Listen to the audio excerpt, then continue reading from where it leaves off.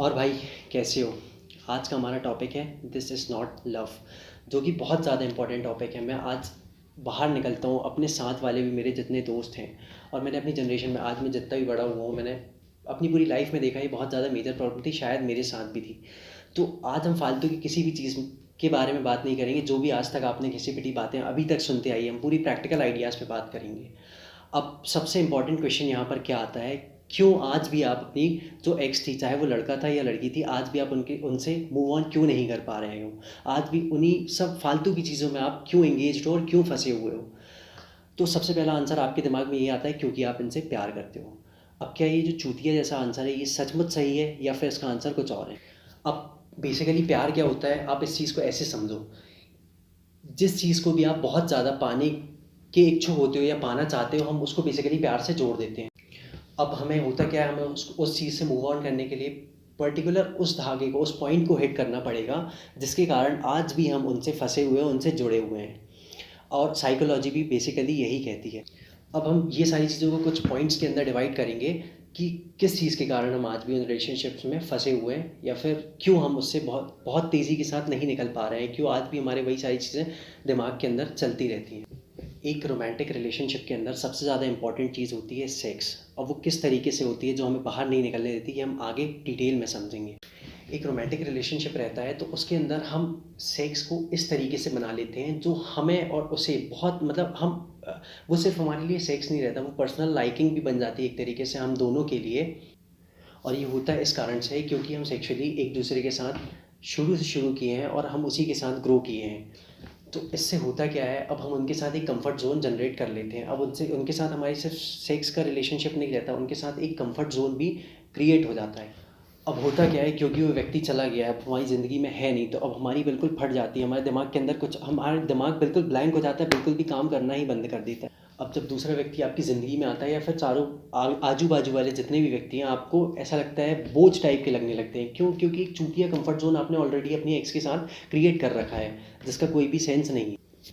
अब होता क्या है, आपने अपने एक्स के साथ और उसने आपके साथ एक फैंटेसी के बारे में डिस्कशन किया होगा। अब वो फैंटेसी क्योंकि रिलेशनशिप के साथ आगे बढ़ती गई, अब वो फैंटेसी इतनी बड़ी हो गई है कि आपकी ज़िंदगी का एक बहुत बड़ा हिस्सा बन चुकी है वो फैंटेसी। अब यहाँ पर कन्फ्यूजन क्या क्रिएट होता है, आपके मन में ये हमेशा सवाल आता है जब भी आप नया पार्टनर बनाना चाहते हो या उसके साथ आना चाहते हो, कि मैं इस बंदे या बंदी के साथ उतना कंफर्टेबल जितना मैं उसके साथ थी, मतलब कहने का कंफर्ट जोन जो आपने क्रिएट कर रखा था, वो उसके साथ मैं क्रिएट कर पाऊंगी कि नहीं, या कर पाऊंगा कि नहीं, और जो फैंटेसी हमने इसके साथ क्रिएट कर पाई थी, आगे चल के भी वो हमें मिल पाएगी कि नहीं। और सबसे इंपॉर्टेंट चीज़, क्या मुझे दोबारा ये रिलेशनशिप ऐसा मिल पाएगा कि नहीं। जो सबसे एक चूतिया थिंकिंग है आपके दिमाग की, जो सबसे एक बेवकूफ़ चीज़ आपका दिमाग सोचता है।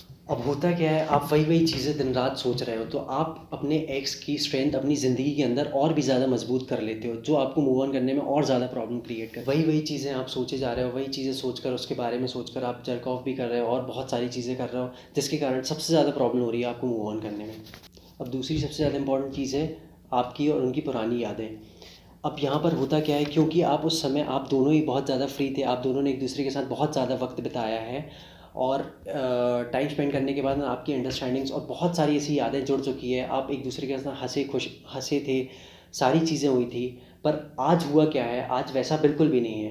पर जो आपका दिमाग है आज भी वही चीज़ें डिमांड कर रहा है कि वो काश मेरे पास होती, काश में हम दोनों एक दूसरे के साथ होते। पर ऐसा नहीं है, आपकी लाइफ कंप्लीटली दूसरे टर्न की तरफ जा चुकी है। मतलब आप इस तरीके जा रहे थे, तो आपकी ज़िंदगी एकदम से राइट टर्न ले चुकी है, क्योंकि अब वो आपके साथ नहीं है और आप अपनी ज़िंदगी को उसके ही इर्द गिर्द सराउंड कर कर रखे थे। पर सच तो ये है कि वो रिलेशनशिप बिल्कुल भी परफेक्ट नहीं था। अगर होता वो रिलेशनशिप बहुत ज़्यादा परफेक्ट, तो आज भी आप दोनों साथ होते, पर ऐसा बिल्कुल भी नहीं है। अब यहाँ पर हो क्या रहा है कि आप बहुत ज़्यादा बड़ी मात्रा में एक चूतियों की तरह डरे हुए हो, आप बहुत ज़्यादा, आपके ऊपर स्ट्रेस आ रहा है, आप वही वही चीज़ें सोच रहे हो, जिसके कारण जो नई प्रॉब्लम्स आ रही है आप उनको भी फेस नहीं कर पा रहे हो।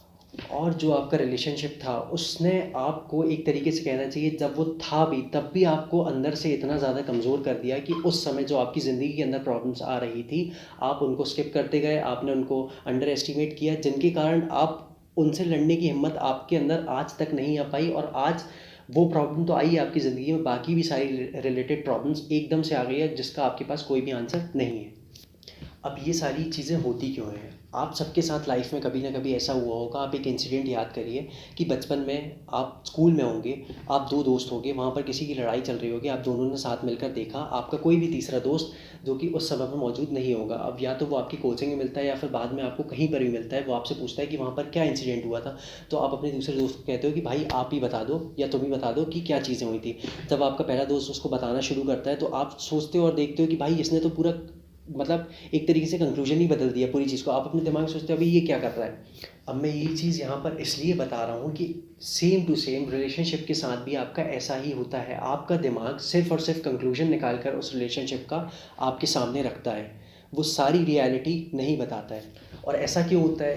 क्योंकि आप प्यार की डेफिनेशन आपके पास कहाँ से आई है? अभी तक जितनी भी पिक्चर्स देखी है बॉलीवुड, चाहे वो वेब सीरीज़ देखी है, वहाँ से आपकी रिलेशनशिप्स की पूरी थ्योरीज आपके अंदर आई है और आप उसी तरीके से एक रिलेशनशिप को समझते भी हो और आप ये सोचते हो कि जो भी रिलेशनशिप होता है वो एक मूवी की तरह कूल होता है और हमें अपनी तरफ से बिल्कुल भी बहुत कम एफर्ट्स डालने पड़ते हैं उसको अच्छा रखने के लिए, जो कि रियलिटी से बिल्कुल अलग है।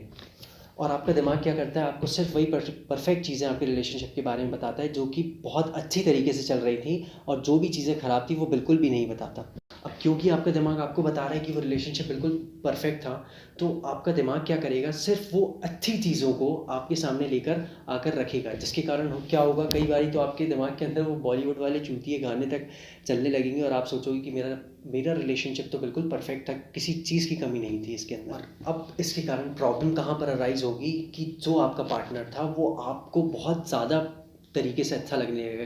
हो सकता है कि जब आप रिलेशनशिप में हो तब भी वो आपको इतना अच्छा ना लगता हो, जो इन सारी चीज़ों के कारण अच्छा लगने लगेगा, क्योंकि आपका दिमाग सिर्फ और सिर्फ अच्छी चीज़ों के बारे में सोच रहा है रिलेशनशिप की। और जो मैंने आपको पिछले पॉइंट्स बताए हैं, ये सेम चीज़ भी वहीं पर भी अप्लाई होती है। हो सकता है सेक्सुअली भी आपको उस पर्टिकुलर बंदे या बंदी की बॉडी बहुत ज़्यादा अच्छी लगने लगी हो, क्यों, जो कि एक्चुअल में इतनी ज़्यादा अच्छी थी भी नहीं, उसके बाद भी क्योंकि आपका दिमाग ऐसा कंक्लूजन ड्रॉ कर रहा है कि आपका रिलेशनशिप बिल्कुल परफेक्ट था, तो आप हर चीज़ में उसकी बातें भी आपको बहुत ज़्यादा अच्छी लगने लगेगी, उसकी बॉडी भी आपको बहुत ज़्यादा अच्छी लगने लगेगी, जो कि एक्चुअल में बिल्कुल भी ऐसी नहीं थी। अब यहाँ पर होता क्या है, जो ज़रूरी चीज़ हमें याद रखनी चाहिए रिलेशनशिप के टाइम, हम वो पूरी तरीके से भूल जाते हैं कि जब हम उसके साथ रिलेशनशिप में थे तब कितनी बार ऐसे मोमेंट आए होंगे जिस समय आप लड़े होगे, सिचुएशन बिल्कुल वर्स्ट हो गई होगी और आप सोच रहे हो कि इस बंदे के साथ तो आज के बाद मुझे रहना ही नहीं है, बहुत ज़्यादा इरिटेट हो गए होगे एक स्टेज तक, पर आपको ऐसी जो चीज़ें आपका दिमाग बिल्कुल भी याद नहीं दिलाता है। क्यों? क्योंकि वही बुलशिट मूवी वाली चीज़ें आपके दिमाग में एक के बाद एक के बाद एक के बाद एक घूम रही। अब यहाँ पर दो चीज़ें हैं जो हमें बहुत तेज़ी के साथ एक्सेप्ट करनी पड़ेगी और उस पर काम करना पड़ेगा। अब यहाँ पर हमें इस तरीके से सोचना पड़ेगा कि जो आपका एक्स था वो आपका एक पास्ट था, अब वो कम्प्लीटली आपकी ज़िंदगी से जा चुका है एक प्रीवियस चैप्टर के थ्रू, जो कि रीओपन नहीं हो सकता और वो कभी वापस नहीं आ सकता या सकती है। अब इस चीज़ को ऐसे समझो और ऐसे देखो कि अगर आप वापस उस बंदी या बंदी के साथ आओगे तो जो आपकी पुरानी चीज़ें चल रही थी ज़िंदगी के अंदर वो बिल्कुल भी सेम एज़ इट इज़ जैसी पहले थी वैसी बिल्कुल भी नहीं हो सकती। अगर वो आपकी ज़िंदगी में दोबारा भी आएंगी तो चीज़ें बिल्कुल डिफरेंट होंगी, तो अलग तरीके से होंगी। हो सकता है जिस भी रीज़न के कारण आप लोगों का ब्रेकअप हुआ और जो भी प्रॉब्लम्स आपके अंदर चल रही हो, तो वापस दोबारा एक दूसरे के साथ जुड़ने के बाद वो चीज़ें सिमिलर नहीं हो सकती। प्रैक्टिकली आप सोच कर देख लो, तो आपको बहुत ज़्यादा स्ट्रांगली ये चीज़ एक्सेप्ट करनी पड़ेगी और बोलना पड़ेगा कि ये चीज़ यहीं तक थी और ख़त्म हो चुकी। अब दूसरी चीज़ यहाँ पर है कि भाई अपने पास्ट के चक्कर में अपना प्रेजेंट का काम मत डालो, और आपको कंटिन्यूसली ये ख्याल आ रहे हैं कि आपका पास्ट बहुत ज़्यादा औसम था, बहुत ज़्यादा अच्छा था, तो प्लीज़ उस पास्ट के कारण, अगर चलो ठीक है एक तरीके से मान भी लिया, अगर आप कह रहे हो कि आपका पास्ट बहुत ज़्यादा अच्छा था, तो हम किस तरीके से जीते, हम यही सोचते हैं ना कि जो हमारा पास्ट था उससे बहुत अच्छा प्रेजेंट हो, तो उसी तरीके से काम करते हैं हम कि हमारा पास्ट चलो ठीक है ख़राब हो भी गया, पर आने वाला प्रेजेंट हम और अच्छी तरीके से इसको काम करेंगे और अच्छा बनाने की कोशिश करेंगे हम। इसका मतलब ये नहीं कि हम 10 लड़कियों से और बात करने लगे, दूसरी तरीके से सेल्फ बेटरमेंट में काम करेंगे, हम अपने आप को बेहतर करेंगे। अब इस चीज़ को ऐसे सोचो ना कि भाई कभी भी आप इस बंदी या बंदे को डेट करोगे जो कम्प्लीटली मूव ऑन नहीं हुआ है, या फिर आप ऐसे लोग के साथ रहना चाहोगे जो दिन भर उदास रहना चाहता है या फिर रहता है, तो उस चीज़ को, सेम चीज़ को अपने ऊपर भी अप्लाई करो। अगर आप मूव ऑन नहीं रहोगे तो कैसे अपने लोगों से मिलकर नई दोस्तियाँ कर पाओगे? और अगर कोई एक उदास बंदा रख कर, बिल्कुल बेवकूफ़ की तरह किनारे डला हुआ बंदा जो कि सिर्फ दारू और सिगरेट पी रहा है, उस बंदे के साथ क्यों रहना चाहेगा कोई?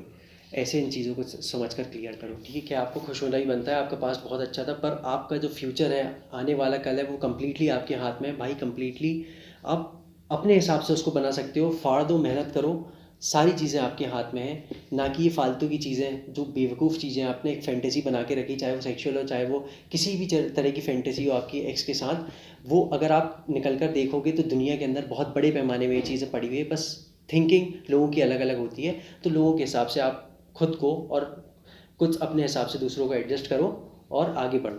अपनी पूरी ज़िंदगी जो भाई कल अपने आप को बहुत अच्छा कर सकते हो, वो किसी ऐसे चूतिए इंसान के मत्थे मत मढ़ो और ना ही उसके हवाले करो जो कि कम्प्लीटली आपकी ज़िंदगी से जा चुका है और जिसने आपकी ज़िंदगी पूरी बर्बाद कर दी है। मैं यहाँ पर ये नहीं कह रहा कि किसी करंट रिलेशनशिप में आप चीट करना स्टार्ट कर दो, पर मैं ऐसा इसलिए कह रहा हूँ क्योंकि आप कम्प्लीटली ब्रेकअप हो चुका है, आप निकल चुके हो और आप मूव ऑन करना चाहते हो, आप उस चीज़ में स्टक हो, तो उसके लिए मैं ये चीज़ कह रहा हूँ। ये चीज़ें सिर्फ और सिर्फ वहाँ पर अप्लाई हो। और हाँ, ये चीज़ कभी मत भूलना कि आप अपने आप में परफेक्ट हो, बस आपको अपने आप को शेप देने की ज़रूरत है और सिचुएशन के हिसाब से एडजस्ट करने की ज़रूरत है।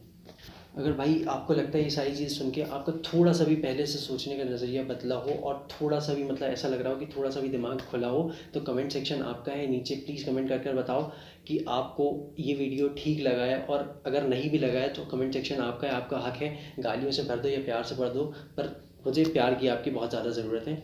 सो अगर आपको अच्छा लगे तो ज़रूर बताना और ये भी कोशिश करना कि आप बता सको कि नेक्स्ट वीडियो किस चीज़ पर होनी चाहिए, हो सकती है।